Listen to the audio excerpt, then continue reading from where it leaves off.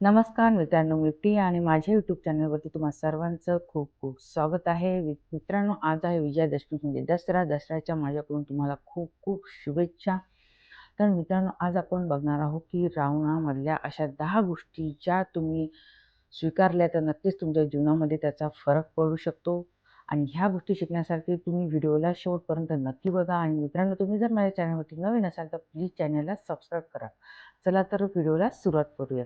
तर रावणाकडून पहिली गोष्ट शिकण्यासारखी म्हणजे खूप यशस्वी व्हा, खूप मोठे व्हा, पण आपल्या गोष्टीचा अहंकार, घमंड किंवा गर्व करू नका. हीच रावणाकडून आपल्याला पहिली शिकवण आहे, की काही-काही लोकं काय करतात, थोडंसं जरी यश मिळालं तरी अहंकार करतात, गर्व करतात. कोणाकोणाला सौंदर्याचा गर्व असते, कोणाला आपल्या ताकदीचा गर्व असते, कोणाला आपल्या प्रॉपर्टीचा गर्व असते. पण ह्या सगळ्या निरर्थक गोष्टी आहे मित्रांनो. कुठल्याही गोष्टीचा अहंकार किंवा गर्व करायचा नसतो. त्या जर तुम्ही सामान्य माणसासारख्या हाताळल्या गोष्टी तर नक्कीच तुम्हाला याचा फायदा होऊ शकतो. हीच पहिली गोष्ट सांगते रावण आपल्याला, की कुठल्याही गोष्टीचा अहंकार करू नका. कारण की रावणाने ज्या प्रकारे अहंकार केला होता, की मी किती ताकदवर आहे, माझी सोन्याची लंका आहे आणि मला कोणीच मारू शकत नाही. पण त्याचा सुद्धा अहंकार त्याला नडला मित्रांनो, आणि त्याचा सुद्धा अंत झाला. म्हणून पहिली गोष्ट शिकण्यासारखी रावणाकडून ही आहे, की कुठल्याही गोष्टीचा अहंकार किंवा गर्व करू नका. त्यानंतरची दुसरी गोष्ट म्हणजे रावण हा खूप मोठा देवभक्त होता, तो शिवभक्त होता. त्याने शिवतांडव स्तोत्र हे लिहिलं आहे आणि त्यात खूप सुंदर रीतीने त्यानं लिहिलेलं आहे. आणि तो त्याच्यासारखा देवभक्त कोणी होणे नाही. त्याला नवरात्रीचे 9 दिवसाचे कडक उपवास असायचे. तो खूप नवनवीन गोष्टी शिकायचा, खूप नवनवीन विद्या शिकायचा मित्रांनो. तो खूप मोठा देवभक्त होता. आपण सुद्धा आपल्या जीवनामध्ये काहीतरी अशा चांगल्या गोष्टी केल्या तर नक्कीच आपल्याला त्याचं फळ मिळेल. नंतरची तिसरी गोष्ट म्हणजे रावणाकडून शिकण्यासारखी तिसरी गोष्ट म्हणजे की आपल्या परिवारातील लोकांना एकत्र करून जमा करणे किंवा त्यांच्यावर प्रेम करणे. पण रावणाने तसं केलं नाही. रावणाने सर्वात पहिले काय केलं, की कुबेर हा जो त्याचा मोठा भाऊ होता त्याला त्याने जो राजा होता त्याला त्याने भांडण करून याच्याशी त्याला गादीवरून खाली खेचलं आणि स्वतः हा राजा बनला. त्यानंतर दुसरी गोष्ट म्हणजे विभीषण त्याला वेळोवेळी सांगत होता, की दादा हे बरोबर नाही, दादा हे चुकीची गोष्ट आहे, पण तरीसुद्धा त्याने त्याचं ऐकलं नाही. म्हणजे घरातल्या लोकांना आपण चुकीचं ठरवून मी किती खरा आहे, मी किती बरोबर आहे, ही गोष्ट ठरवून तो त्याचा अंत हा झालेला आहे मित्रांनो. म्हणून म्हणते, की आपण जे काही करत असू त्या सगळ्या गोष्टींमध्ये आपल्या घरांना लोकांना सामील करा, त्यांच्याशी चर्चा करा. त्यांचे काही सल्ले असतील ते सुद्धा तुम्ही घ्या. ते तुमच्यासाठी नक्कीच उपयोगाचे राहतील. ही तिसरी गोष्ट आहे रावणाकडून शिकण्यासारखी. आणि त्यातली चौथी गोष्ट आहे, की काहीतरी गुपित असतात आपल्यामध्ये ते आपण गुपित ठेवले पाहिजेत. म्हणजे प्रत्येक गोष्ट आपल्यामध्ये जे काही सिक्रेट असतील ते सगळ्यांना शेअर करू नका. काहीतरी गुपित ठेवा. त्याच्यामुळे आपलं नुकसान तर होणारच पण नक्कीच आपला फायदा होऊ शकते. पण रावणाने असं केलं नाही. त्याचं गुपित हे विभीषणला माहीत होतं.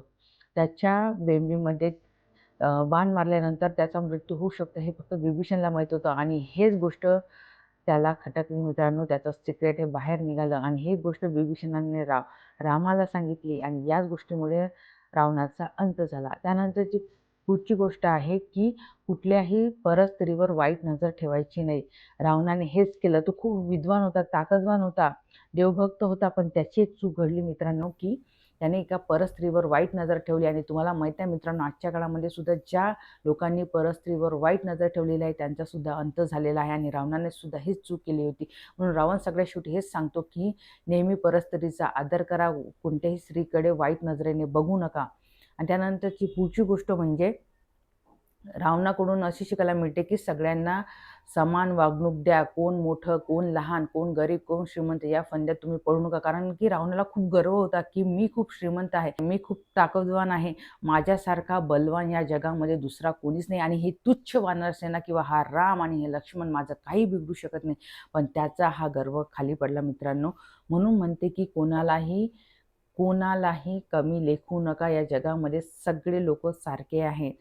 सगळ्यांना काही ना काही जर अपॉर्च्युनिटी मिळाली तर नक्कीच ते आपल्या संधीचं सोनं करू शकतात. हीच संधी मिळाली होती रामाला आणि रामाने त्याच्या संधीचं सोनं करून दाखवलं आहे. म्हणून म्हणते मित्रांनो, की खूप काही शिका पण अहंकार करू नका आणि सगळ्यांना समान माना. सगळेजण समान आहे, आपण एकाच देवाची लेकरं आहोत. म्हणून सगळ्यांना समान वागणूक द्या. ही रावणाकडून शिकण्यासारखी पुढची गरज आहे. रावणाकडून पुढची गोष्ट शिकण्यासारखी म्हणजे कुणी जर आपल्याला चांगली गोष्ट सांगत असेल, आपलं भलं व्हावं असं दुसऱ्याला वाटत असेल तर त्याचं नक्की ऐकावं. विभीषणाने किंवा मंदोदरीने त्याला वेळोवेळी जागी करण्याचा प्रयत्न केला. त्याला वेळोवेळी सांगितलं गेलं आहे की ही गोष्ट तुझी चुकत आहे, पण तरीसुद्धा त्याने ऐकले नाही. त्याने ऐकल्यामुळे त्याचा इथे लॉस झालेला आहे. आणि जवळची व्यक्ती आपल्याला जर सांगत असेल की तू इथे चुकत आहे, तू इथे बरोबर नाही आहे, तर नक्कीच त्यांचं ऐकावं मित्रांनो. कोणी जर आपल्याला चांगल्या गोष्टी सांगत असेल, कोणी जर आपल्या चांगल्या गोष्टी शिकवत असेल, तर त्या नक्कीच तुम्ही तुमच्या जीवनामध्ये आणायला पाहिजे. कुणी आपलं वाईट करत असेल तर त्या गोष्टीकडे लक्ष न देता कुणी जर आपल्याला चांगल्या गोष्टी सांगत असेल, आपल्या जीवनामध्ये त्या गोष्टीचा जर फरक पडत असेल, तर नक्कीच तुम्ही त्या गोष्टी शिकायला पाहिजे. पण रावणाने ते केलं नाही. विभीषण जागोजागी किंवा मंदोदरी त्याला वेळोवेळी समजावण्याचा प्रयत्न करत होते की तू चुकत आहे, हे करू नको, हे वाईट गोष्ट आहे, पण तरीसुद्धा रावणाने त्याचं ऐकलं नाही. आणि शेवटी काय झालं ते सगळं तुम्हाला माहीतच आहे मित्रांनो. म्हणून कुणी जर आपल्याला चांगल्या गोष्टी सांगत असेल, तर नक्कीच त्यांचा आदर करा, त्या गोष्टी नक्कीच स्वीकारा. नक्कीच तुमच्या जीवनामध्ये त्याचा फरक करू शकतो. त्यानंतर शेवटची राऊंड आपल्याला चांगली गोष्ट शिकून जातो, ती म्हणजे की आपण कितीही 100 गोष्टी चांगल्या करा, पण तुम्ही एक जर चूक करत असाल, तर लोक तीच चूक डोक्यात ठेवतात. हो मित्रांनो, रावणाकडे खूप साऱ्या अशा चांगल्या गोष्टी होत्या, पण त्याने एक चूक केली, ती म्हणजे सीता मातेचं हरण केलं. त्यांना पळून आणलं होतं आणि हेच त्याची सगळ्यात मोठी चूक ठरली आणि याच चुकीची शिक्षा त्याला मिळाली. मित्रांनो, आपण सुद्धा असं असतं की आपण जीवनामध्ये खूप साऱ्या चांगल्या गोष्टी करतो, पण एक जर चुकीची गोष्ट आपल्याकडून जर घडली ना, तर लोक त्याच गोष्टीचा विचार करतात आणि त्याच गोष्टीवरून आपल्याला जज करायला सुरुवात करतात. आणि हीच गोष्ट रावणाला आपल्याला सांगितली की किती तुम्ही चांगल्या गोष्टी करा, पण तुमच्याकडून जर एखादी घटना घडली किंवा एखादी चुकीची गोष्ट घडली, तर लोक त्याच गोष्टीचा पिच्छा पकडतात आणि त्याच गोष्टीवरून तुम्हाला जज करायला लागतात. म्हणून ह्या 10 गोष्टी होत्या रावणाकडून तुम्हाला शिकण्यासारख्या. आणि ह्या गोष्टी जर तुम्ही तुमच्या जीवनामध्ये अंगीकारल्या, तर नक्कीच तुम्हाला याचा फायदा होईल. मित्रांनो, आजचा व्हिडिओ तुम्हाला कसा वाटला मला नक्कीच कमेंट करून सांगा. आणि आजचा व्हिडिओ तुम्हाला आवडला असेल, तर नक्कीच व्हिडिओला लाईक, सबस्क्राईब आणि शेअर करायला विसरू नका. आणि ह्या ज्या आपण रावणाकडून ज्या 10 गोष्टी शिकलोय, नक्कीच ते तुमच्या जीवनामध्ये त्या लागू करा, म्हणजेच तुम्हाला त्याचा फायदा नक्की होईल मित्रांनो. तर आजच्या व्हिडिओसाठी एवढंच. भेटूया अशाच नवनवीन व्हिडिओमध्ये. तोपर्यंत धन्यवाद.